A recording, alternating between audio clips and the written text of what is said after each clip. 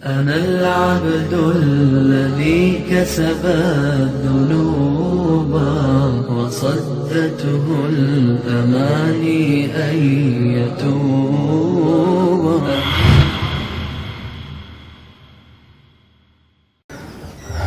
الحمد للہ نحمدہ ونصلی علی رسولہ الکریم. یہ ہمارے دوست ہیں بھائی شناور، جن کا آج ولیمہ ہے لاہور میں، اور ان کی دعوت پہ میں انوائٹڈ ہوں.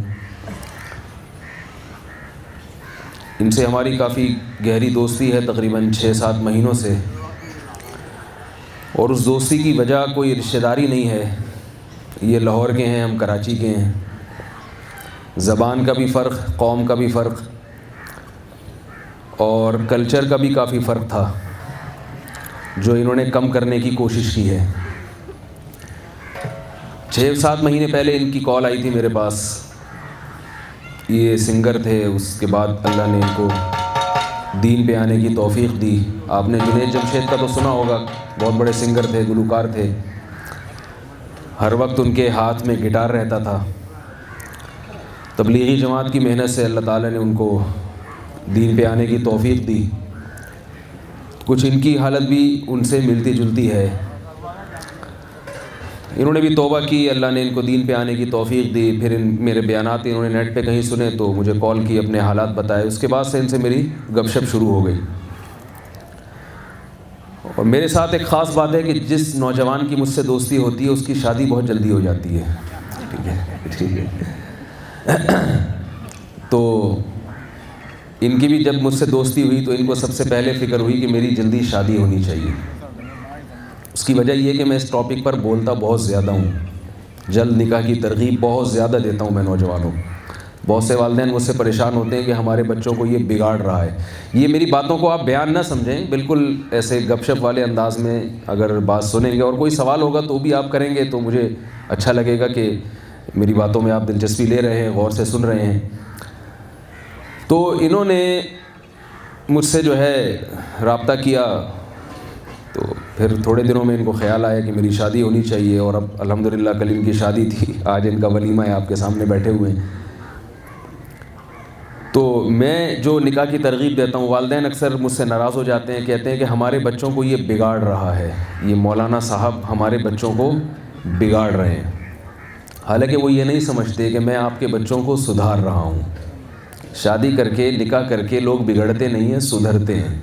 نکاح نہ کرنے سے بگڑتے ہیں.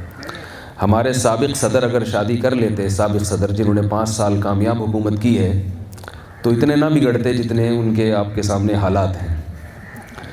تو کیونکہ بہت ساری چیزوں میں بیوی کنٹرول کرتی ہے شوہر کو. اور میں اکثر لوگوں سے کہتا ہوں کہ اب والد صاحب کو بیوقوف بنانا بھی آسان ہے، بڑے بھائی کو بیوقوف بنانا بھی آسان ہے، والدہ کو بیوقوف بنانا بھی آسان ہے، بیوی کو بیوقوف بنانا آسان نہیں ہے. وہ ریموٹ کنٹرول کی طرح آپ کو کنٹرول میں رکھتی ہے کہ لاہور کا کہہ کر لاہور ہی گئے ہیں، کہیں اور تو نہیں گئے ہیں. ٹھیک ہے نا. میرے گھر سے کئی میسج آ چکے ہیں کہاں ہیں. تو میں اس کی لوگوں کو ترغیب دیتا ہوں، اور اس کی وجہ یہ ہے کہ معاشرے میں بہت زیادہ بگاڑ پیدا ہو رہا ہے. آج سے 10 سال پہلے جو حالات تھے وہ آج نہیں ہیں. جو ہماری ینگ جنریشن ہے وہ ہمارے کنٹرول سے باہر ہوتی جا رہی ہے، والدین کے کنٹرول سے باہر ہوتی جا رہی ہے. انہوں نے ماشاءاللہ نکاح کیا. نکاح ایک سنت ہے، رسول اللہ صلی اللہ علیہ وسلم کی، پیغمبروں کی سنت ہے. نکاح اگر نہیں کرتے تو لوگ دوستیوں کی طرف جاتے ہیں. آپ دیکھیں گھروں میں رشتوں کی پرابلم کتنی ہے. لڑکیاں بوڑھی ہو رہی ہیں، رشتے ہی نہیں مل رہے. تو رشتے کیوں ملیں گے جب لڑکے نکاح ہی نہیں کر رہے؟ تو کہاں سے رشتہ ہوگا ان کا؟ خیر یہ ایک الگ موضوع ہے، اس پر میں کافی بولتا رہتا ہوں. ابھی میں اس ٹاپک پہ بات نہیں کروں گا. میں تو تھوڑا سا تعارف کروا رہا تھا ان کا کہ ان سے دوستی ہوئی تو ان کا نکاح ہوا. پھر انہوں نے مجھے انوائٹ کیا کہ آپ ولیمے پہ میرے بیان کریں گے. تو اسی سلسلے میں آپ کے سامنے میں کچھ باتیں کر رہا ہوں. اسی کی ایک لڑی ہے. اللہ کا شکر ہے ہم سب یہاں مسلمان ہیں. ابھی ہم نے جمعے کی نماز پڑھی ہے، کلمہ گو ہیں، مسلمانوں کے قبرستان میں دفن ہونا پسند کرتے ہیں. ہم میں کوئی بھی ایسا نہیں ہے کہ پیدائش کے وقت اس کے کان میں اذان نہ دی گئی ہو. ساری اسلامی رسومات ہیں جن سے ہم گزرتے ہیں. نکاح ہمارا مولوی صاحب پڑھاتے ہیں، پادریوں سے اور ہندوؤں کے پنڈتوں سے ہم نکاح نہیں پڑھواتے. دفن جب ہماری موت واقع ہوتی ہے تو ہم کتنا ہی علماء کو مولویوں کو برا بلا کہیں مولوی ایسے ہوتے ہیں مولوی ویسے ہوتے ہیں، لیکن جنازہ بہرحال مولویوں سے ہی پڑھواتے ہیں. کبھی ایسا نہیں ہوتا کہ بھئی کسی پادری صاحب سے پڑھوا لو یا پنڈت جی سے پڑھوا لو. تو اس کا مطلب ہے کہ ہم جتنا مرضی مولویوں سے، علماء سے، دینداروں سے، داڑھی والوں سے، پگڑی والوں سے، ٹوپی والوں سے نفرت کریں، لیکن پھر بھی ہمارے دل میں ایک نرم گوشہ ان کے لیے ہے. ایک نرم گوشہ ہے کہ بھئی جنازہ ہونا چاہیے. ڈاکٹر سے نہیں پڑھواتے، کس سے پڑھواتے ہیں؟ آپ لوگ بولیں نا تھوڑا سا، مولانا صاحب سے پڑھواتے ہیں. جیسے مرضی ہیں، ٹھیک ہے، کھاتے بہت ہیں، اپنا بھی کھاتے ہیں دوسروں کا بھی کھاتے ہیں، لیکن بہرحال جنازہ تو ہوگا. دفن تو مسلمانوں کے قبرستان میں ہی ہوں گے، چاہے مسلمان کتنا ہی برا ہو. ہم سارا دن بیٹھ کے یورپ امریکہ کی تعریف کرتے ہیں، انگریز ایسے ہیں اور مسلمان 2 نمبر ہیں. کل میں نے کہیں وہ آتے ہوئے میں نے راستے میں کہیں دیکھی، نیوز دیکھی، تو اس میں یہ تھا کہ دودھ جو ہے نا، دودھ وہ جعلی دودھ بنایا جا رہا ہے. یعنی پہلے تو ہم اس کو روتے تھے کہ دودھ جو اللہ نے پیدا کیا ہے اس میں ملاوٹ ہو رہی ہے. اب یہ رونا نہیں ہے، اب یہ رونا ہے کہ دودھ ہی جعلی پیدا کیا جا رہا ہے. ظاہر ہے یورپ امریکہ میں اس کا تصور نہیں ہے. یہ سارے ہم مسلمانوں کے کرتوت ہیں. 2 نمبر دودھ پیدا کر لیا. بھینس بیچاری اللہ نے اس کے ذمہ لگایا تھا 5 کلو دودھ دے، ہم اس سے 10 کلو نکال لیتے ہیں. حالانکہ قدرت نے جو اس کی ذمہ داری لگائی تھی وہ 1 کلو ایک ٹائم پہ کتنا دودھ دیتی ہے بھینس؟ 5 کلو دے گی، جہاں تک مجھے معلومات ہے. دوسرے ٹائم پہ بھی زیادہ سے زیادہ 5 کلو دے دی. کتنا بھی اچھی خوراک کھا لے مگر وہ 20-20 کلو دودھ دے رہی ہے. تو ظاہر ہے وہ بھینس نہیں دے رہی، وہ گوالا دے رہا ہے، اور گوالا گن پوائنٹ سے پہ نکال رہا ہے اس سے دودھ. پتہ نہیں کیا کیا اس کی ساری ہڈیاں کھل کے وہ انجیکشن لگا کے وہ ٹائم سے پہلے ہی ایکسپائر ہو جاتی ہے. تو ایک مصنوعی چیز ہے. ملاوٹیں، ہر چیز میں ملاوٹ ہے. تو اس کی وجہ سے لوگ صرف علماء سے نفرت نہیں کرتے، باقاعدہ مسلمانوں سے بھی نفرت کرتے ہیں. اور میرے پاس ایسے لوگوں کی کالز آتی ہیں یورپ میں، امریکہ میں، وہ کہتے ہیں ہم گورے سے کوئی معاملہ کرتے ہوئے ڈرتے نہیں ہیں، کافر سے ہم لین دین کرتے ہوئے ڈرتے نہیں ہیں، ہمیں ڈر لگتا ہے ٹوپی والے سے، مسلمان سے، کلمہ پڑھنے والے سے. 2 نمبری ہے. تو مسلمان میں 2 نمبری بھی بہت ہے، اس میں کوئی شبہ نہیں ہے. مسلمانوں میں، علماء میں جو فرقواریت بھی بہت ہے. ہر چینل اپنی طرف گھسیٹ رہا ہے، گرین چینل، وائٹ چینل، ٹانگیں چوڑی کرنے والے، پتلی کرنے والے، زور سے امین والے، آہستہ امین والے. اور پھر اس میں آپ کسی چینل میں گھسیں گے تو ان کے چینلوں کے اندر چینل ہیں. گرین والے بھی ایک نہیں ہیں، ان میں بھی پھر بہت سارے ہیں. وائٹ والے بھی ایک نہیں ہیں، ان میں بہت سارے ہیں. ایک عجیب الجھن والی زندگی ہے. ہونا تو یہ چاہیے کہ لوگ اسلام سے ہی دور ہو جائیں، مذہب کو خیر آباد کہہ دیں، لیکن پھر بھی حیرت ہوتی ہے کہ بھائی کلمہ پڑھتے ہیں، کسی نہ کسی حد تک ابھی بھی مذہب کے بارے میں نرم گوشہ رکھتے ہیں، مسلمانوں کے حالات پہ روتے ہیں، مسلمانوں کے قبرستان میں دفن ہونا پسند کرتے ہیں. حالانکہ پتہ ہے کہ جس کے ساتھ قبر ملے گی اس نے ساری زندگی ملاوٹ میں گزاری ہے، ساری زندگی دھوکے میں گزاری ہے. مگر ایک تھوڑا احساس ہوتا ہے بہرحال ہم مذہب تو ہے، مسلم تو ہے. تو ایک جذبہ ہے، تھوڑا سا نرم دل، نرم گوشہ ہے اسلام کے بارے میں. کیوں ہے وہ نرم گوشہ؟ اس کی وجہ یہ ہے، اس کی وجہ مسلمان نہیں ہے، اس کی وجہ اسلام ہے. اسلام بذات خود ایسا مذہب ہے، ایسا دین ہے، اس کے اندر اتنی اٹریکشن ہے کہ مسلمان کتنا ہی خراب کیوں نہ ہو جائے، مسلمان سے نفرت تو ہو سکتی ہے لیکن مسلمان کو اسلام سے نفرت نہیں ہوتی. وہ ہر وقت اس کی تلاش میں رہتا ہے کہیں صحیح اسلام مجھے نظر آئے تو میں اس کو فالو کرنے کی کوشش کروں. سمجھ رہے ہیں بات کو کہ نہیں سمجھ رہے؟ آپ میری طرف متوجہ تو ہے نا آپ لوگ؟ کہیں صحیح اسلام نظر آئے. تو میں ایک بات کرتا ہوں، دیکھیے کچھ تو چیزیں اختلافی ہیں، پگڑی ہو، ٹوپی ہو، کیسی ہو، نیلی ہو، پیلی ہو، وائٹ ہو، خانقاہی ٹوپی ہو، یہ ساری اپنی چیزیں ہیں، یہ ٹھیک ہے، چل رہا ہے سلسلہ، یہ تو قیامت تک یہ اختلاف اور فرقواریت تو چلتی رہے گی. کچھ اسلام کی ایسی باتیں بھی تو ہیں کہ جن کو سب مانتے ہیں تو ہم ان کو فالو کیوں نہیں کر لیتے؟ اور اسلام کے علاوہ دنیا میں کسی مذہب میں اس کا کوئی آلٹرنیٹ موجود نہیں ہے. کچھ چیزیں ہمیں اسلام نے ایسی دی ہیں کہ اگر ہم مسلم نہ ہوتے تو ہمیں وہ نعمتیں نہ ملتی. میں اکثر بیانات میں ایک واقعہ سناتا ہوں، آپ بھی ذرا سنیے. جب ہم صحیح چشمہ لگا کے دیکھیں گے نا اسلام اور اسلام کے علاوہ جو مذاہب یا جو قومیں ہیں ان کے کلچر کو آپ کمپیئر کریں گے اسلام کے ساتھ اور مسلم کلچر کے ساتھ، اگر آپ صحیح چشمے سے دیکھیں گے اور صحیح زاویے سے دیکھیں گے تو آج بھی آپ کو مسلم کلچر میں بہت سی ایسی خوبیاں نظر آئیں گی جو غیر مسلموں کے پاس نہیں ہیں. آپ کو ایسی خوبیاں نظر آئیں گی.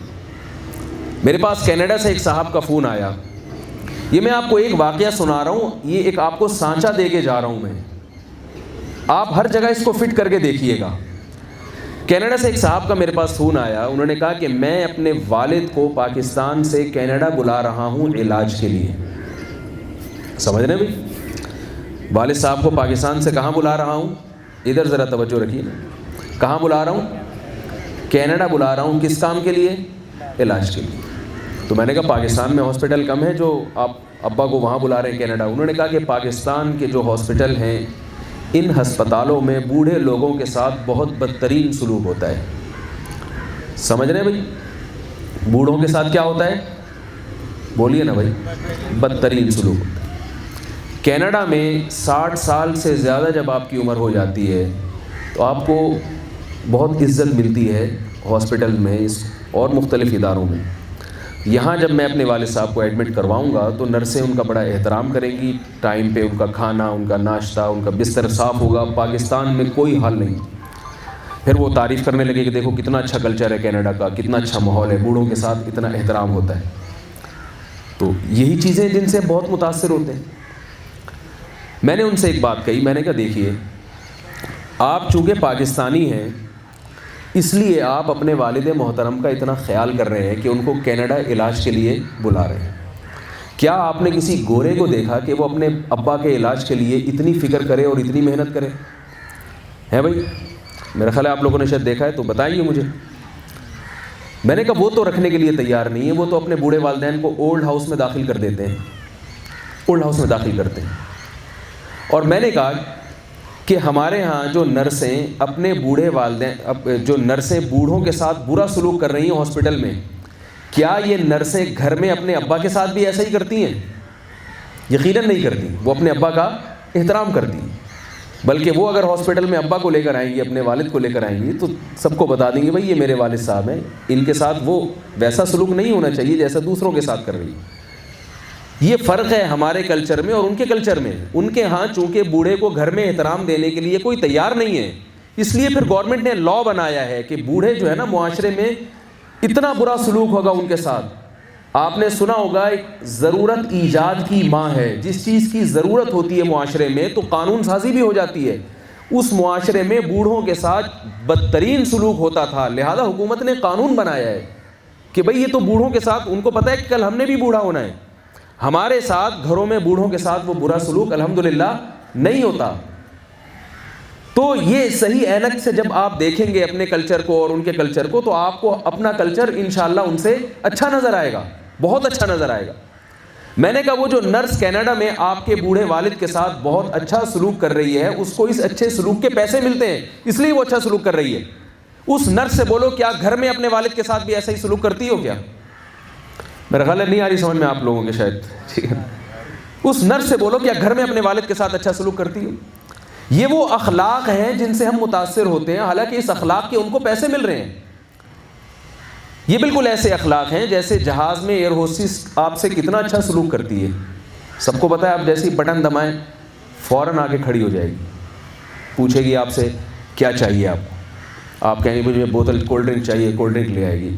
پھر آپ بٹن دبائیں, گھنٹی بجائیں, فوراً آئے گی اب کیا چاہیے آپ کہیں چائے چاہیے, فوراً چائے لے آئے گی. تھوڑی دیر اب گزری نہیں, پھر آپ بٹن دبائیں, فوراً آ جائے گی کیا چاہیے آپ کو. مجھے جو ہے نا گٹکے اور پان کے علاوہ میرا خیال ہے سب کچھ ملتا ہے جہاز میں. ٹھیک ہے, سب کچھ ملتا ہے. 10 دفعہ آپ بلائیں گے, ایک دفعہ بھی اف نہیں کرے گی وہ. لیکن یہی ایئر ہوسٹس جب گھر میں ہوتی ہے, اگر یہ کسی کی بیوی ہے, شوہر بٹن دبائے تو فوراً آ جائے گی, نہیں آئے گی. ابا نے بٹن دبایا فوراً آئے گی, نہیں آئے گی, کیونکہ وہاں اس کو پیسے نہیں مل رہے. ریلیشن, رشتے ختم ہو گئے ہیں, بزنس ہے, اخلاق سے بات کرنا بھی کاروبار بن چکا ہے. دکاندار اگر اپنے کسٹمر سے خوش اخلاقی سے بات کرتا ہے تو یہ اس کی علامت نہیں ہے کہ اس کے اخلاق اچھے ہیں, اس لیے کہ کسٹمر سے اگر برا سلوک کرے گا تو کسٹمر تو بھاگ جائے گا. اخلاق کا پتہ چلتا ہے کہ آپ اپنے والدین سے کیسے بات کرتے ہیں, آپ اگر شوہر ہیں تو بیوی سے کیسے بات کرتے ہیں, عورت اگر کسی کی بیوی ہے تو اپنے شوہر سے کیسے بات کرتی ہے. وہ ان چیزوں سے اخلاق کا پتہ چلتا ہے. تو بہت ساری چیزیں میرے بھائی اسلام کی ایسی ہیں کہ آج ہم ٹوٹا پھوٹا ان کو فالو کر رہے ہیں تو ہمارے گھروں کا نظام الحمدللہ بچا ہوا ہے. میں اکثر اپنے دوستوں کو ایک واقعہ سناتا ہوں کہ ایک انگریز نے مجھ سے پوچھا کہ تمہارے معاشرے میں غربت ہے, مہنگائی ہے, اور تم لوگ ایسے ہو اور تم لوگ ویسے ہو. میں نے کہا ٹھیک ہے, ہم بہت برے ہیں, آپ لوگ بہت اچھے ہیں, لیکن خودکشی آپ کے ہاں کیوں زیادہ ہے؟ خودکشیاں ہم تو لوڈ شیڈنگ میں 8-8 گھنٹے بیٹھے رہتے ہیں, کبھی مرنے کا خیال نہیں آتا.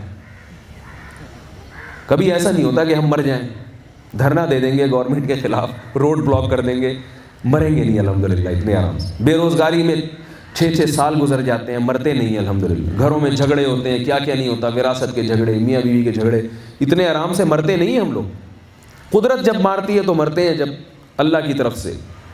اور گوروں کے ہاں کیا ہے, چھوٹی چھوٹی باتوں پہ جا کے کھمبوں سے لٹک جاتے ہیں, پہاڑ سے گرا دیتے ہیں اپنے آپ کو, خودکشیاں کرتے ہیں. تو میں نے کہا بھائی بات یہ ہے کہ تم اتنے اچھے ہو کے بھی خودکشیاں کیوں کرتے ہو؟ تمہارے ہاں تو کرپشن نہیں ہے, تمہارے ہاں تو ملاوٹ نہیں ہے, تمہارے ہاں تو بے روزگاری نہیں ہے, مرتے کیوں ہو؟ اس لیے کہ ان کے ہاں ایک چیز جو ہمارے ہاں ہے, جو خوبی ہے, وہ ان کے پاس نہیں ہے. ہمارے پاس مذہب ہے, ان کے پاس مذہب نہیں ہے. مذہب بتاتا ہے یہ حلال ہے, یہ حرام ہے, یہ پاک ہے, یہ ناپاک ہے. مذہب کے علاوہ کوئی کرائٹیریا نہیں ہے کسی شے کو اچھا کہنے کا اور برا کہنے کا. ان کے یہاں اسمبلیوں میں بحث ہوتی ہے کہ یہ اچھا ہے یا برا ہے. انسان طے کرتے ہیں کہ کیا اچھا ہے اور کیا برا. اور انسان جب بھی کوئی قانون سازی کرے گا سب سے پہلے اپنا مفاد سامنے رکھے گا. وہ کبھی ایسی چیز کو قانون نہیں بنا سکتا جو اس کے خلاف جا رہی ہو. مثال کے طور پر ساری دنیا کو معلوم ہے کہ شراب پینا برا ہے, تمام برائیوں کی جڑ ہے. نشے میں انسان کبھی صحیح فیصلے نہیں کرتا, چاقو مار دیتا ہے, گولی مار دیتا ہے. کتنے لوگ ہیں جن کو میں جانتا ہوں نشے میں انہوں نے قتل کر دیا اپنے ہوش میں. ایکسیڈنٹ کتنے زیادہ ہونے لگے ہیں شراب پینے کی وجہ سے. لیکن ان ملکوں میں شراب الاؤ کیوں ہے؟ اس لیے کہ اسمبلیوں میں جو قانون بنانے والے لوگ ہیں 99% لوگ شراب پیتے ہیں. جو شراب پی کے بیٹھے گا اسمبلی میں وہ کیسے شراب کو حرام قرار دے گا؟ وہ لوگ زنا کی اجازت دیتے ہیں. کیوں دیتے ہیں؟ اس لیے کہ جو اسمبلیوں میں پہنچنے والے لوگ ہیں 99% لوگ زنا کرتے ہیں. مذہب یہ نہیں دیکھتا کہ آپ کیا کرتے ہیں, مذہب کی نسبت کس کی طرف ہوتی ہے؟ اللہ کی طرف. تو جب اللہ کوئی قانون بناتے ہیں تو اللہ کسی سے مجبور نہیں ہوتے. اللہ نے کہہ دیا شراب حرام ہے. اب کوئی مولوی صاحب اللہ نہ کرے وہ پیتے بھی ہوں گے, خدا میں نے نہیں دیکھا کوئی پیتے, لیکن ایک مثال دے رہا ہوں کہ اگر کوئی شراب پیے گا بھی, لیکن جب آپ اس سے مسئلہ پوچھیں گے کہ اسلام کیا کہتا ہے, شراب حلال ہے یا حرام ہے, تو وہ جواب میں کیا کہیں گے؟ حرام ہے. قرآن میں لکھا ہوا ہے, قرآن کو تو نہیں تبدیل کیا جا سکتا. تو بہت ساری چیزیں ایسی ہیں جو ہمیں مسلمان ہونے کی وجہ سے ملی ہیں. ہمارا فیملی سسٹم مضبوط ہے اسلام کی وجہ سے. ہم حلال چیزیں کھاتے ہیں کس وجہ سے؟ ہم کیا ہیں؟ بولیے بھائی. مسلم. اگر ہم مسلم نہ ہوتے, کتے بلی کھا رہے ہوتے ہیں, کیڑے مکوڑے کھا رہے ہوتے ہیں. چائنیز کھاتے ہیں, کیڑے مکوڑے بھی کھاتے ہیں, کتے بلی بھی کھاتے ہیں, اور پتہ نہیں کیا کیا کھاتے ہیں, انسان بھی کھاتے ہیں. میں گلگت میں تھا تو وہاں مجھے لوگوں نے بتایا, وہ شاہراہ قراقرم کی تعمیر ہو رہی تھی, انہوں نے بتایا کہ یہاں ٹریکٹر میں ایک بوڑھا چائنیز تھا. چائنیز بہت ہیں وہاں لیبر جو کام کر رہی ہے. تو وہ ٹریکٹر کھائی میں گرا ہے, وہ بوڑھا جو تھا نا وہ مر گیا. مجھے تو یقین نہیں آ رہا تھا ایسی بات سن کے, کیونکہ ہم نے تو کبھی تصور میں نہیں تھی یہ بات.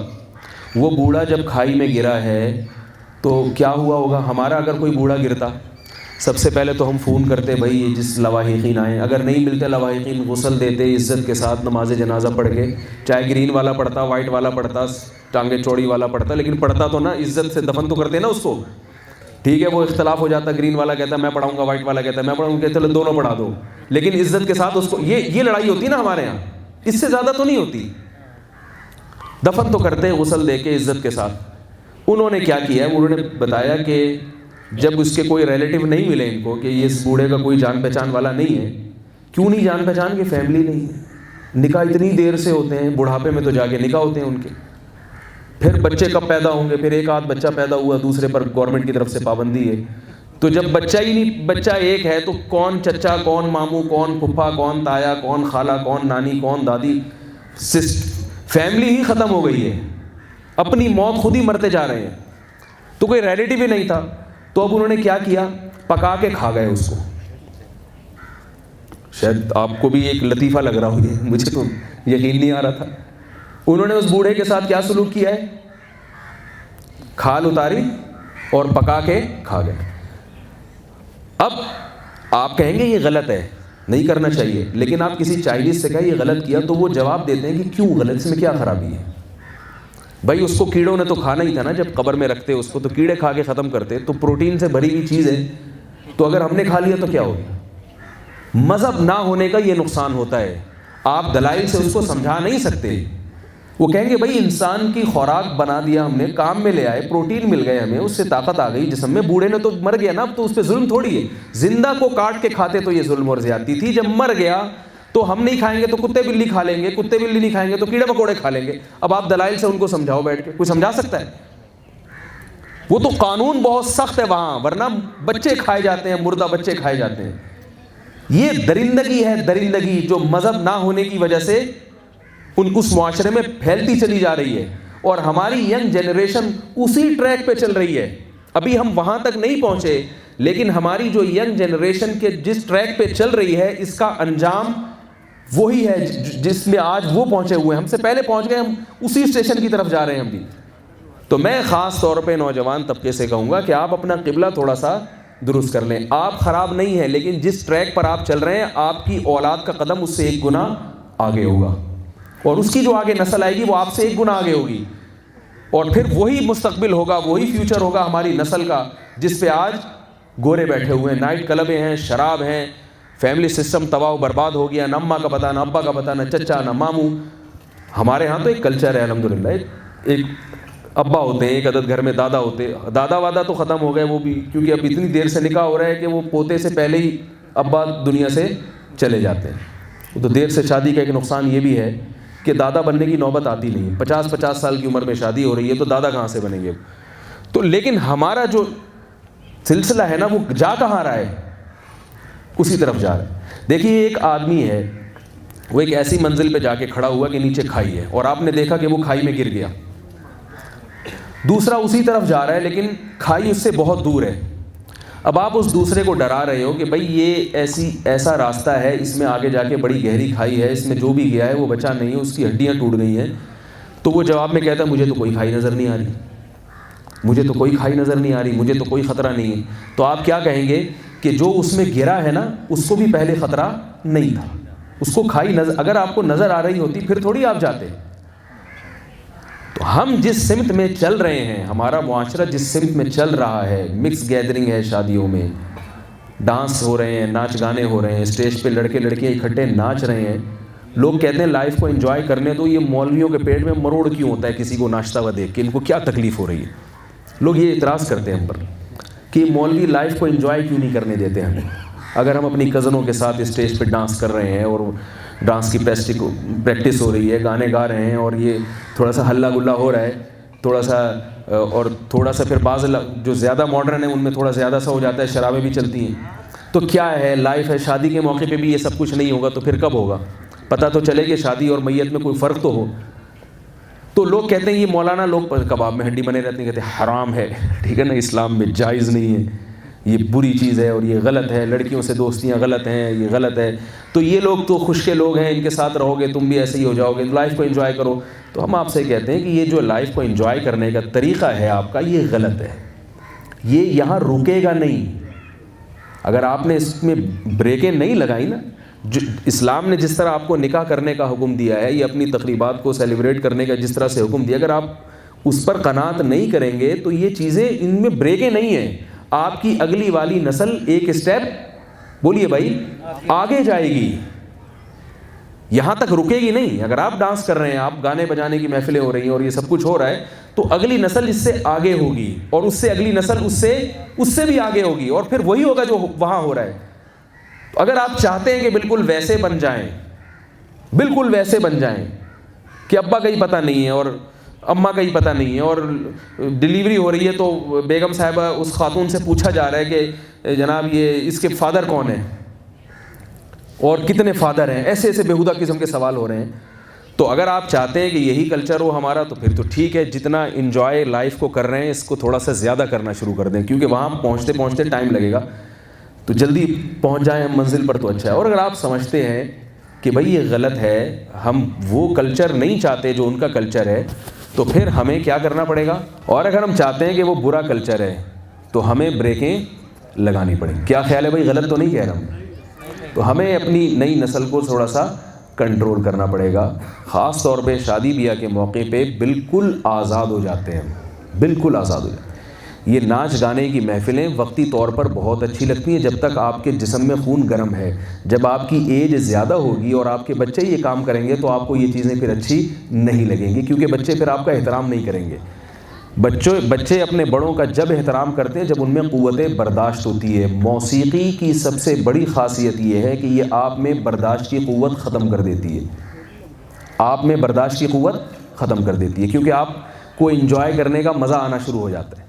جیسے جتنے بھی نشے ہیں نا, جتنے بھی نشے کی چیزیں ہیں یہ آپ میں برداشت ختم کرتی ہیں. شراب آپ میں برداشت ختم کر دیتی ہے, چرس ہیروئن آپ میں برداشت ختم کر دیتی ہے, چائے کا بہت زیادہ استعمال بھی آپ میں قوت برداشت کو ختم کر دیتا ہے. سگریٹ پینے والے میں برداشت کی قوت ختم ہو جاتی ہے, کیونکہ وہ بار بار نشہ کر کے اس ذہنی سکون چاہیے ہوتا ہے, اس کو نہیں ملتے نشہ, وہ پاگل پنے کی باتیں. آپ نے کبھی سگریٹ, جو لوگ پینے کے عادی ہیں اور ان کو سگریٹ نہ ملے تو آپ دیکھیں وہ نارمل کنڈیشن میں بھی غصے میں بھنا رہے ہوں گے. ہمارے ایک دوست ہیں, ان کے والد صاحب نسوار بہت زیادہ استعمال کرتے ہیں. میں بس 5 منٹ میں اپنی بات سمیٹ کے ختم کرتا ہوں. وہ نسوار بہت زیادہ استعمال کرتے ہیں. تو مجھے ان کے بیٹے نے بتایا کہ رمضان میں ہم اپنے ابا کو افورڈ نہیں کر سکتے. ان کو جب 4 بجے کا ٹائم ہوتا ہے نا, جب نسوار میں کئی گھنٹے گزر جاتے ہیں, تو وہ ایسے غصے میں بھنائے بیٹھے ہوئے ہوتے ہیں کہ بس ابا کا بس نہیں چل رہا ہوتا, کوئی میرے سامنے آئے اور میں اس کی پکڑ کے ٹھکائی لگا دوں. تو کیا ہے, نشہ ہے نا, نشہ, برداشت ختم ہو گئی. تو موسیقی بھی ایک نشہ ہے. گانے بجانے, یہ ناچ گانے کی محفلیں, یہ بھی کیا ہے, ایک نشہ ہے. جب اس کے آپ عادی ہو جائیں گے تو پھر آپ کو جب یہ چیز نہیں ملے گی تو آپ کا دماغ خراب ہونا شروع ہوگا. آپ گھر میں بڑوں سے احترام سے بات نہیں کرو گے, بیٹی اپنی ماں سے احترام سے بات نہیں کرے گی. یہ ہو رہا ہے ہمارے گھروں میں, لوگ گھر کے بڑوں کا احترام کرنا لوگوں نے چھوڑ دیا ہے, بات ہی نہیں کرتے تمیز. اللہ قرآن مجید میں کہہ رہے ہیں وَلَا تَقُلْ لَهُمَا اُفٍّ, ماں کے سامنے اف مت کرو. بیٹی کو حکم دے رہے ہیں باپ کے سامنے اف مت کرو. نماز اگر آپ پڑھ رہے ہیں اور باپ نے آپ کو پکارا, شریعت کہہ رہی ہے نماز توڑ کے اپنے والد کی پکار کا جواب دو. آپ ایسا نہیں ہے کہ باپ اور دادا آپ کو بلا رہے ہیں اور آپ ایسے بن کے بیٹھے ہوئے ہیں کہ جی میں چونکہ ڈرامہ دیکھ رہا ہوں, میں نہیں سن رہا کہ ابا میرے کیا, میں واٹس ایپ پہ لگا ہوں, میں فیس بک پہ بیٹھا ہوں, مجھے نہیں پتا ابھی ابا مجھے کیا کہہ رہے ہیں. یہ کیوں ہو رہا ہے ہمارے گھروں میں؟ طلاقیں اتنی ہو رہی ہیں, برداشت ہی ختم. ادھر شادی ہوتی ہے اور 1 ہفتے بعد لڑائی جھگڑے شروع ہو جاتے ہیں. ہم اپنے باپ دادا کو دیکھتے تھے, ان کے نکاح ہوتے تھے, طبیعتیں بالکل ایک دوسرے سے میچ نہیں کرتی تھی میاں بیوی کی, اس کے باوجود کامیاب زندگی گزار کے جاتے تھے. طلاق کا نام زبان پہ نہیں آتا تھا, برداشت کرتے تھے. آج پسند کی شادیاں ہو رہی ہیں پھر بھی طلاقیں ہو رہی ہیں. بھئی یہ تو تمہاری اپنی پسند ہے, ایک دوسرے کو اچھی طرح ڈیٹیں ماری ہیں تم نے, آپس میں کئی گھنٹے پارکوں میں بیٹھ کے ایک دوسرے کو سمجھا ہے تم نے, فون پہ تم نے دوستیاں لگائیں, پھر ایک دوسرے کو سمجھا, گفٹ دیے, تحفے تحائف دیے, اور اتنے عرصے تک تمہارے تعلقات رہے. اس کے بعد جا کے میاں بیوی کے بندھن میں ہو, اگلے ہی ہفتے پھر لڑائیاں شروع. برداشت ختم ہو گئی ہے, ذرا سا نہیں برداشت کرتے. ماں اگر اپنی بیٹی سے کوئی بات کہتی ہے وہ آگے سے جواب دیتی ہے. تو میں تو حیران ہوتا ہوں کہ کیسے گھر میں زندگی گزر رہی ہے, کیسے آپ یعنی کیسے آپ معاشرے میں تو خودکشیاں ہی ہوں گی. پھر تو جب سارے ڈپریشن کے مریض بن جائیں گے تو اس کی وجہ کیا ہے؟ مذہب کو فالو نہ کرنا, اللہ اس کے رسول کی تعلیمات کو فالو نہ کرنا. گھروں میں ایک طریقے کی زندگی ہونی چاہیے. رات کو جلدی سونا ہے, صبح فجر کی نماز کے سارے گھر والے اگر صبح فجر کے لیے اٹھے ہوئے ہوں, کتنا اچھا لگتا ہے گھر کا ماحول. لڑیں گے وہ آپس میں؟ ابھی نماز پڑھ کے بیٹھے تھوڑی لڑیں گے وہ آپ. نماز پڑھیے. نماز آپ کو آپ کے نفس کے خلاف مجاہدہ کرواتی ہے. صبح اٹھنا, وضو کرنا, پھر مصلی پہ آ کے کھڑا ہونا. تو جب آپ کی اولاد یہ کام کرے گی, جب تو اس میں ایک برداشت پیدا ہوگی. ابا نے کسی دن الٹی سیدھی بات کر لی تو وہ برداشت کر لے گی. اور اگر وہ اپنی مرضی سے اٹھے گا صبح 1 بجے, صبح 1 بجے اس لیے کہہ رہا ہوں کہ لوگ 1 بجے کو صبح کہتے ہیں. ہمارے ایک دوست ہیں, ان کو میں نے فون کیا دوپہر 2 بجے, کراچی میں تو اور دیر سے سو, کیونکہ وہ زیادہ اپنے آپ کو ترقی یافتہ سمجھتے ہیں, تو وہ کہتے ہیں کہ بے وقوفی ہے 9-10 بجے سو جانا. یعنی آج کل ترقی کا ایک معیار یہ ہے کہ آپ رات کو 4 بجے سوتے ہوں اور دن میں 2 بجے اٹھتے ہوں, تو یہ زیادہ ایجوکیٹڈ اور پڑھا لکھا آدمی سمجھا جاتا ہے. اور اگر وہ پینڈوؤں کی طرح جلدی سو رہا ہے عشاء کے بعد اور رات 4 بجے, پینڈو ہے, جاہل آدمی ہے, تو پتہ ہی کیا ہے, الٹا ہو گیا حساب کتاب جو ہے. تو میں نے ان کو فون کیا, میں نے کہا آپ کے ساتھ میں نے بازار جانا تھا, تو 2 بجے میں نے ان کو فون کیا, تو کہہ رہے میں ابھی پہلے ناشتہ کر لوں, اس کے بعد پھر چلتے ہیں. دوپہر 2 بجے کیا ہو رہا ہے, ناشتہ ہو رہا ہے. ڈپریشن کا مریض بن جاتا ہے. اللہ نے رات بنائی ہے سونے کے لیے, دن بنایا ہے کاموں کے لیے. لیکن جب آپ رات کو واٹس ایپ پہ فیس بک پہ گھنٹوں گھنٹوں بیٹھے رہیں گے, انٹرنیٹ پہ بیٹھے رہیں گے, فلمیں دیکھ رہے ہیں اور لڑکیوں سے باتیں کر رہے ہیں, تو پھر آپ رات کو نہیں سوئیں گے. اور جس ٹائم کا جو وقت ہوتا ہے نا, اگر وہ وقت پہ نہ کیا جائے وہ کام, تو آپ کا اندر کا سارا سیٹ اپ کیا ہو جاتا ہے, خراب ہو جاتا ہے. قدرت نے دیکھو, میں ایک مثال دیتا ہوں کہ پرندے مغرب کی نماز ہوتے ہی اپنے گھونسلوں میں چلے جاتے ہیں. حالانکہ ان کو تو کسی نے نہیں بتایا نا کہ اچھے بچے جلدی سوتے ہیں, صبح جلدی اٹھتے ہیں. کسی پرندے کو کسی نے سکھایا کہ اچھے بچے جلدی سوتے ہیں؟ لیکن جانور اپنی فطرت پہ ہوتا ہے, اس میں اللہ نے جو سافٹ ویئر انسٹال کر دیا نا سونے اور جاگنے کے, وہ اسی کے حساب سے چل رہا ہے. انسان چونکہ عقل مند ہے, وہ اللہ کے بنائے ہوئے ان سافٹ ویئر کو اس کے خلاف چلتے چلتے کیا کر دیتا ہے. جیسے کمپیوٹر کا ایک طریقہ یہ کہ شٹ ڈاؤن کر کے پراپر طریقے سے اس کو بند کیا جائے. اگر آپ بار بار سوئچ اس کا نکالتے رہیں گے تو وہ خراب ہو جائے گا. تو ہم کیا کرتے ہیں, جو ہماری ترتیب ہے سونے اور جاگنے کی, ہم اس کو ڈسٹرب کرتے رہتے ہیں, اور ہمارا اندر کا سارا سیٹ اپ ہی یہ بھی جدید تحقیق آئی ہے کہ شوگر کی جو بیماری ہے وہ سب سے زیادہ اس کی جو وجہ ہے وہ رات کو دیر سے سونا اور صبح دیر سے اٹھنا. تو تھوڑا سا گھروں پہ کنٹرول کریں. ماشاءاللہ جیسے ہمارے یہ شناور بھائی نے توبہ کی ہے, میں سمجھتا ہوں انشاءاللہ ان کی زندگی پہلے سے اچھی گزرے گی, ان کو سکون ملے گا. تو نوجوان طبقہ لائف کو انجوائے اگر واقعتاً کرنا چاہتا ہے, صحیح معنی میں دین کی طرف آ جائے, شادی کرے, اولاد پیدا ہو, گھر بار والی زندگی گزارے جو ایک خاندانی آدمی کی زندگی ہوتی ہے. چھڑے چھاٹ والی زندگیوں سے توبہ کر لیں. سمجھ رہے ہیں, پارکوں پہ لکھا ہوتا ہے نا فیملی کے ساتھ الاؤ ہے. کیوں لکھا, وہ تو پہلے تو فیملی کا مطلب واقعی فیملی ہوا کرتا تھا کہ بیوی بچوں کے ساتھ آئیں. وہ وجہ کیا, ان کو پتہ ہے یہ جو چھڑے چھاٹ آئیں گے تو یہ کیا کریں گے, یہاں چھچوری حرکتیں کریں گے. چھڑے چھاٹ ان کو پتہ ہے فیملی والے جب آئیں گے تو وہ چھچوری حرکتیں نہیں کریں گے. اس کو خیال ہوگا بھائی میری بھی بیٹیاں ہیں, میرے بھی بیٹے ہیں, میری بھی بیوی ہے. تو جب انسان ایک نکاح کے بندھن میں آتا ہے, اچھی زندگی اس کی شروع ہوتی ہے, تو بہت ساری برائیوں سے بچ جاتا ہے. تو جتنے یہاں نوجوان طبقہ بیٹھا ہے میں ان سے کہوں گا کہ ان سے عبرت حاصل کریں. انہوں نے جیسے ماشاءاللہ جوانی میں توبہ کی ہے, تو آپ لوگ بھی توبہ کریں. اور یہ مقصد نہیں ہے کہ فوراً ایک لوگ ڈرتے ہیں یار یہ مولویوں کا بالکل ایسا گیٹ اپ بنانا پڑے گا, ہمیں بھی یہ مشکل ہو جائے گی. تو وہ گیٹ اپ ہر ایک کا اپنا ہی ہوتا ہے, ٹھیک ہے نا, اس میں کوئی سختی نہیں ہے. جو گناہ ہیں شریعت نے جن سے بچنے کا ہمیں حکم دیا ہے. اب آپ مجھے بتاؤ, لڑکیوں سے دوستیاں لگانا یہ تو سب جانتے ہیں نا, گرین والے بھی کہتے ہیں کہ غلط ہے, وائٹ چینل والے بھی کہتے ہیں غلط ہے, زور سے آمین والے اور آہستہ آمین سب کہتے ہیں نا غلط ہے. کیا خیال ہے, اس میں تو کوئی فرقہ واریت اور مسلک کی بات نہیں ہے نا. تو بھائی یہ کام کر لیں, اگر نکاح کریں اور لڑکیوں سے دوستیاں ختم کر دیں. اس کو برائی نہیں سمجھا جا رہا ہمارے معاشرے میں. گپے مارتے رہتے ہیں, اتنی فرینڈ ہیں, لڑکیوں کی لڑکوں سے دوستیاں, لڑکوں کی لڑکیوں سے دوستیاں. ایک پورا کلچر تباہ و برباد ہوتا جا رہا ہے, پورا کلچر برباد ہو رہا ہے, حیا اور شرم ختم ہوتی جا رہی ہے. تو کیا خیال ہے, یہ ہمت کریں گے. اور نماز ہے, 5 ٹائم کی نماز ہے, اس میں تو میرا خیال ہے کسی کا اختلاف نہیں ہے. کیا خیال ہے بھائی, کوئی ایسا فرقہ ہو جو کہتا ہے بھائی نماز ہی نہیں ہے, اور اگر کوئی ایسا فرقہ ہے تو 100% غلط ہے, اس میں تو دو رائے نہیں ہو سکتی. تو نماز میں تو میرا خیال ہے کوئی بھی نہیں ہے. اگر ہم فجر کی نماز کا معمول بنا لیں گے تو خود بخود رات کو جلدی سونے کی توفیق ملے گی, کیونکہ فجر میں اٹھنا ممکن نہیں ہے اگر رات کو آپ دیر سے سوئیں.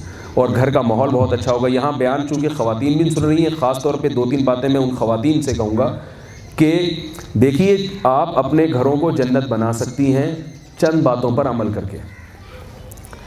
ایک تو یہ کہ اپنی بچیوں کو تھوڑا سا کنٹرول کریں, ان کے ڈریسنگ پر زور دیں کہ ڈریس عورت کے لیے زینت والا اچھا خوبصورت لباس ہی عورت کی فطرت ہے, لیکن لباس ہونا چاہیے, پورا لباس ہونا چاہیے. لباس مختصر ہوتے چلے جا رہے ہیں. جب بچی کے دل سے حیا ختم ہوگی تو پھر ہر معاملے میں حیا ختم ہوگی. حیا اگر ہے تو ایک روایت ہے جس کا مفہوم ہے اذا فاتک الحیاء فافعل ما شئت, جب تم سے حیا ختم ہو جائے تو جو چاہے کرو. جب بچی کی طبیعت میں حیا ختم ہو گئی تو وہ پھر کبھی اپنی ماں کو ماں نہیں سمجھے گی, وہ تمیز سے بات نہیں کرے گی. پھر آپ یہ دماغ سے نکال دیں کہ گھر میں وہ اللہ کا حق ادا نہیں کر رہی ہے, تو ماں باپ تو اللہ کے بعد ہیں. آپ نے اس کو اللہ کی پہچان نہیں کرائی تو ماں باپ کی پہچان کیسے ہوگی. ماں باپ کی اطاعت بھی تو جب ہی کرے گی نا وہ, کہ جب وہ اللہ کو مانتی ہو اور اللہ کے حکم کو مانتی ہو. اگر وہ اللہ کو نہیں مانتی تو وہ ماں باپ کی کیسے وہ احترام کرے گی. ایک تو یہ کام کریں. دوسرا کام, خواتین سے خصوصی گزارش ہے, گھروں میں سونے اور جاگنے کی ترتیب کو کنٹرول میں لائیں. اپنی بچیوں کو رات کو جلدی سلایا کریں اور صبح کو، یہ کام تو ہو سکتا ہے آسانی کے ساتھ۔ رات کو دیر سے سونے میں جو آج کل جو ایکٹیویٹیز ہو رہی ہیں، فیس بک پہ گھنٹوں گھنٹوں بیٹھے رہتے ہیں، نہ دین کا فائدہ نہ دنیا کا کوئی فائدہ۔ اور تیسری چیز، اپنے گھروں میں چیخنے چلانے کے ماحول کو ختم کریں۔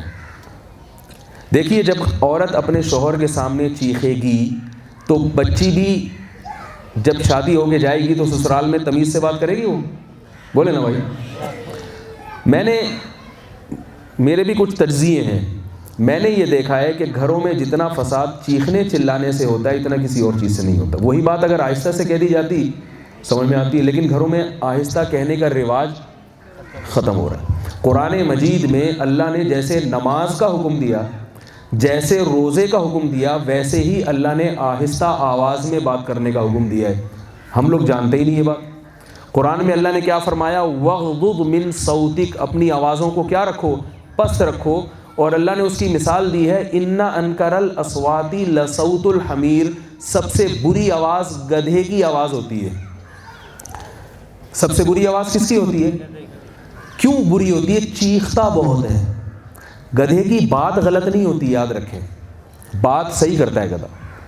جب اس کو بھوک لگتی ہے تو ڈھینچو ڈھینچو کیوں کرتا ہے کہ مجھے کیا چاہیے؟ کھانا چاہیے۔ تو کھانا مانگنا غلط بات ہے کیا؟ بھائی جب تم کام اس سے گدھوں جیسا لے رہے ہو، اس کے اتنا لوڈ ڈال رہے ہو اور اس کو تم جناب سارا دن چلاتے ہو، تو کھانا مانگنا اس کا حق تو بنتا ہے کہ نہیں بنتا؟ بات 100% درست کرتا ہے، مگر آرام سے بھی کر سکتا تھا۔ ایک دم نان اسٹاپ جو ہے نا، پورا اپنے پھیپڑوں میں سانس بھرے گا پوری قوت کے ساتھ، پھر وہ ڈھینچو ڈھینچو کرنا شروع کرے گا، تو کیا ہوتا ہے کہ سب کو برا لگتا ہے۔ تبھی اس کو لوگوں نے جو بیوقوف ہو اس کو لوگ گدھا کہہ دیتے ہیں۔ جو بیوقوف ہوتا ہے اس کو لوگ کیا کہتے ہیں؟ گدھا۔ حالانکہ یہ نہیں پتا کہ گدھے کو یہ جو گدھے کا لقب ملا ہے یہ زور سے بولنے کی وجہ سے ملا ہے، غلط باتوں کی وجہ سے نہیں ملا۔ اور اگر ہم گھر میں بولے بھی زور سے اور بات بھی غلط کریں تو گدھے سے بدتر ہوئے کہ نہیں ہوئے؟ خواتین سے خاص گزارش کروں گا جو بیٹھی ہوئی ہیں پردے میں، میری باتوں کو توجہ سے سنیں، کیونکہ خواتین توجہ سے سنتی نہیں ہے بات۔ کسی بھی محفل میں ہو نا تو وہ آپس میں باتیں کرتی رہتی ہیں، شکایتیں ملتی ہیں خواتین کی طرف سے۔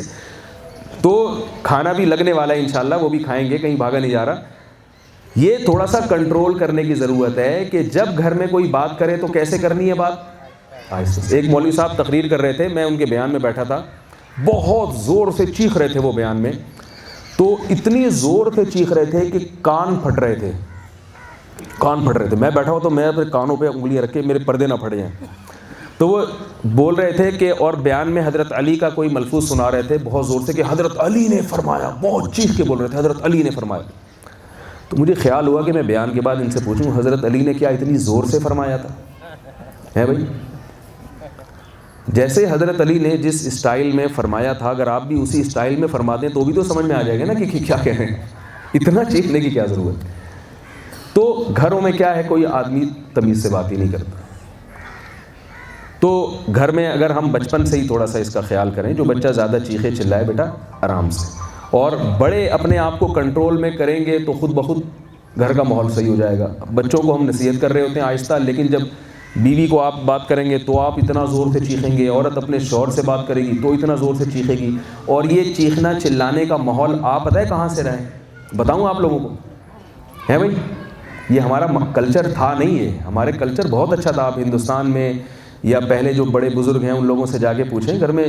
میں ایک دفعہ مجھے یاد ہے انڈیا سے ہمارے کوئی رشتہ دار آئے ہوئے تھے، میں چھوٹا بچہ تھا، 9-10 سال میری عمر ہوگی، تو میں ان کی لیفٹ سائڈ پہ جا کے بیٹھ گیا، تو مجھے گھر کے بڑوں نے کہا کہ بڑوں کے سیدھے ہاتھ کی طرف بیٹھتے ہیں۔ کیسا کلچر تھا ہمارا ایک زمانے میں کہ بھئی یہ نہیں، اتنے آداب تمیز کہ بھئی یہ بڑے ہیں تو یوں ملنا ہے ان سے۔ گلاس میں انہوں نے مجھ سے پانی مانگا تو میں نے ایک ہاتھ سے ان کو پانی پیش کر دیا۔ اس پہ ہمیں ڈانٹ پڑتی تھی کہ جب بڑے کو کوئی بزرگ ہوں، سفید داڑھی ہے، ان کو دونوں ہاتھوں سے پانی جب پیش کیا جاتا ہے تو پیالہ یا گلاس دونوں ہاتھوں سے ادب تمیز کے ساتھ پیش کیا جاتا ہے۔ اب تو لوگ اس پہ ہنسیں گے، یہ کیسی باتیں ہو رہی ہیں، 2 ہاتھوں سے پانی ہے نا، یوں کر کے پلا دو، پائپ لگا دو ان کے منہ سے، ٹھیک ہے نا، تو یہ کیا ہے 2 ہاتھوں سے 1 ہاتھ۔ تو بھائی یہی تو ہے تہذیب، جانور میں اور انسان میں یہی تو فرق ہے تہذیب کا، اور کیا فرق ہے؟ یہی تو فرق ہے بنیادی طور پہ تہذیب۔ تو یہ جو چیخنے چلانے کا ماحول گھروں میں آ رہا ہے، یہ معلوم ہے کہاں سے آیا ہے؟ یہ ٹیلی ویژن سے آیا ہے، ڈراموں سے اور فلموں سے آیا ہے۔ ان میں کردار ہوتا ہے، ڈرامہ دکھایا جاتا ہے، وہ چیخ رہی ہے عورت، اپنے بیٹی باپ کے سامنے چیخ رہی ہے، اور پھر وہ لڑائی ہو رہی ہے، جھگڑے ہو رہے ہیں۔ تو یہ آہستہ آہستہ لاشعوری طور پر یہ ہمیں پتہ بھی نہیں چل رہا، اور یہ سب چیزیں ہم ٹیلی ویژن کے ذریعے لے رہے ہیں۔ تو اگر ٹی وی پہ تھوڑا سا کنٹرول کر لیں، کیا خیال ہے؟ کنٹرول کر لیں تو خود بخود گھر پہ کنٹرول ہو جائے گا۔ تو یہ سارے کام ہم نے کرنے ہیں، ورنہ ہم اپنی اگلی نسل کو کوئی اچھی چیز دے کے نہیں جائیں گے۔ اور قرآن مجید کی بس یہ آیت بتا کے اپنے بیان کو ختم کرتا ہوں کہ اللہ تعالیٰ نے قرآن مجید میں حکم دیا کہ جب ہم نافرمانوں کو، گنہگاروں کو جہنم میں ڈالیں گے تو وہ اپنے بڑوں کا گریبان پکڑیں گے اور کہیں گے کہ اے اللہ، انہوں نے ہمیں یہ کلچر دیا تھا۔ رسول اللہ صلی اللہ علیہ وسلم نے ارشاد فرمایا، کل مولود یولد علی الفطرہ فاباہ یہودانہ او ینصرانہ او یمجسانہ۔ فرمایا ہر بچہ اپنی فطرت پہ پیدا ہوتا ہے، نیچر پہ، یعنی اسلام پہ پیدا ہوتا ہے۔ بچہ کبھی خراب نہیں ہوتا، وہ بالکل نیٹ کلین صاف ستھرا پیدا ہوتا ہے۔ اس کے والدین اس کو یہودی بنا دیتے ہیں، اس کے والدین اس کو عیسائی بنا دیتے ہیں، اس کے والدین اس کو مجوسی بنا دیتے ہیں۔ کیا مطلب؟ بچہ مسلمان پیدا ہوتا ہے، صاف ستھرا پیدا ہوتا ہے، اس کا کلچر، اس کا ماحول جو سب سے پہلے والدین اس کو دیتے ہیں، وہ ماحول اس کو خراب کرتا ہے۔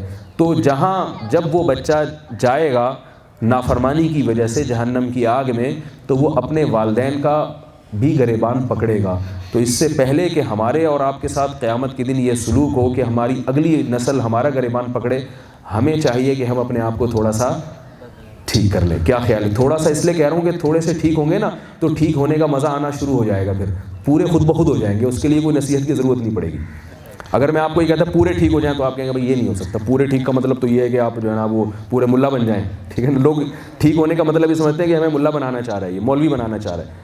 تو اس لیے میں یہ کبھی نہیں کہتا کہ آپ مکمل سیدھے ہو جائیں، میں کہتا ہوں بھائی تھوڑے سے ٹھیک ہو جائیں۔ تھوڑے سے ہوں گے تو آپ کو ٹھیک ہونے کا مزہ آئے گا۔ بھائی ٹھیک ہونے میں کیسی راحت ملتی ہے، تو آپ پورے خود ہی ہوں گے انشاءاللہ۔ جو خواتین پردہ نہیں کرتی نا، میں ان سے کہتا ہوں کہ آپ 3 دن مکمل پردہ کریں، مکمل پردہ، صرف اس لیے کہ چلو یہ بھی کر کے دیکھیں اس میں ہوتا کیا ہے۔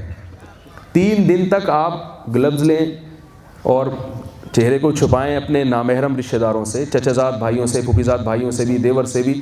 3 دن کر کے دیکھیں، آپ اپنے آپ کو مکمل نامحرم مردوں سے چھپا دیں اور ڈرے نہیں۔ میں صرف کتنے دن کا مشورہ دے رہا ہوں؟ 3 دن، اور نیت کریں بھائی 3 دن کے بعد یہ پردہ واپس اتار دینا ہے۔ آپ کو 3 دن میں اتنا سکون ملے گا، آپ کو پتہ چلے گا کہ عورت کے لیے پردے میں رہنا اس کی فطرت ہے، اس کو اس میں زیادہ سکون ملتا ہے، اور بے پردگی میں عورت کی طبیعت خراب ہوتی ہے۔ لیکن چونکہ میڈیا نے الٹی پٹیاں پڑھائی ہوئی ہیں نا، دودھ چھڑا کے ہمیں چائے پہ لگا دیا، ٹھیک ہے نا، اور جو سکون کی چیزیں چھڑا کے پان اور گٹکے پہ ینگ جنریشن لگ گئی ہے، تو اس کو کیا پتا کہ فطرت پہ چلنے میں اللہ نے کتنا سکون رکھا ہے، کتنا مزہ رکھا ہے۔ تو یہ چند باتیں تھیں۔ اللہ تعالیٰ مجھے بھی عمل کی توفیق عطا فرمائے، آپ حضرات کو بھی اللہ تعالیٰ ان کی شادی کو کامیاب کرے، اچھی زندگی، ازدواجی زندگی، کامیاب زندگی گزارنے کی توفیق عطا فرمائے ان کو۔ اور جو انہوں نے ہمت کی ہے، قربانی دی ہے، دیکھو جنید جمشید نے قربانی دی تھی، ان کا جنازہ آپ نے دیکھا ہوگا، اگر وہ اسی طرح سنگر رہتے اور ناشت گانے میں لگے رہتے تو میرا خیال ہے اتنا پروٹوکول ان کو نہیں ملتا۔ کیا خیال ہے بھائی؟ اتنی عزت نہ ملتی ان کو۔ تو اور دنیا میں جو اسٹیج پہ ان کی عزت تھی وہ تو رہتی، مگر وہ بڑھاپے کے ساتھ ختم ہو جاتی۔ جنید جمشید نے توبہ کیسے کی، میں نے ان کا ایک چھوٹا سا بیان سنا تھا۔ انہوں نے کہا میں جب اسٹیج پہ گایا کرتا تھا تو ایک دن کیا ہوا ہے کہ میں کسی اسٹوڈیو پہنچا ہوں، وہاں میرے دوستوں نے کہا کوئی بوڑھا آدمی گا رہا تھا جو اپنے زمانے میں بڑا سنگر رہا تھا، تو لڑکوں نے کہا کہ یار یہ تو بڈھا ہو گیا، اس کا چھوڑو بیان، اس کی جو ہے نا اس کا گانا چھوڑو، تو اس کا گانا چھوڑو، یہ تو بڈھا ہو گیا ہے۔ تو جنید جمشید کہتا ہے مجھے خیال آیا کہ کل میرے بارے میں بھی لوگوں کا یہ تبصرہ ہوگا، آج تو میں جوان ہوں، گا رہا ہوں، لوگ ناچ رہے ہیں اور لوگ بڑے عزت دے رہے ہیں، کل جب میں بوڑھا ہو جاؤں گا تو لوگ کیا کہیں گے، جنید بڈھا ہو گیا ہے، اس کو چھوڑو، کسی جوان کا گانا سنو۔ تو یہ جوانی کے مزے ہیں جو جوانی کے ختم ہوتے ہی ختم ہو جاتے ہیں۔ در جوانی توبہ کردن شیوائے پیغمبری، جوانی میں توبہ کرنا پیغمبروں کا کام ہے، جوانی میں دین پہ چلنا۔ تو ان کو دیکھ کے تھوڑا سا دوسرے نوجوانوں کو بھی ہمت پکڑنی چاہیے، ابھی جوانی میں توبہ کر لیں، جب دانت ہیں کھانے کے لیے، لوگ سود سے توبہ کرتے ہیں جب دانت ختم ہو جاتے ہیں، ٹھیک ہے نا، کھانے کی صلاحیت ہی ختم ہو گئی، اب کہہ رہے ہیں ہم نے سود کھانا چھوڑ دیا ہے، تو اب تو بھائی ویسے ہی چھوڑنا تھا، دانت ہی نہیں ہے تو کہاں سے کھاؤ، اب تو جو کھانے کی چیزیں ہیں وہ نہیں کھا سکتے آپ، تو سود تو کھانا چھوڑنا ہی تھا نا اس عمر میں۔ آپ توبہ تو ہر وقت قبول ہے، بڑھاپے کی توبہ بھی اللہ کے قبول ہے، لیکن جوانی کی توبہ اصل ہوتی ہے، اس میں انسان کے جذبات ہوتے ہیں۔ اللہ تعالیٰ ہم سب کو سمجھنے کی، عمل کی توفیق عطا فرمائے۔ کھانا شروع ہے، دعا پھر انشاءاللہ مانگتے رہیں گے، آپ لوگوں کے لیے کرتا رہوں گا میں، کھانے کی طرف توجہ زیادہ دیں آپ لوگ، ٹھیک ہے۔ وعلیکم السلام۔ اللہ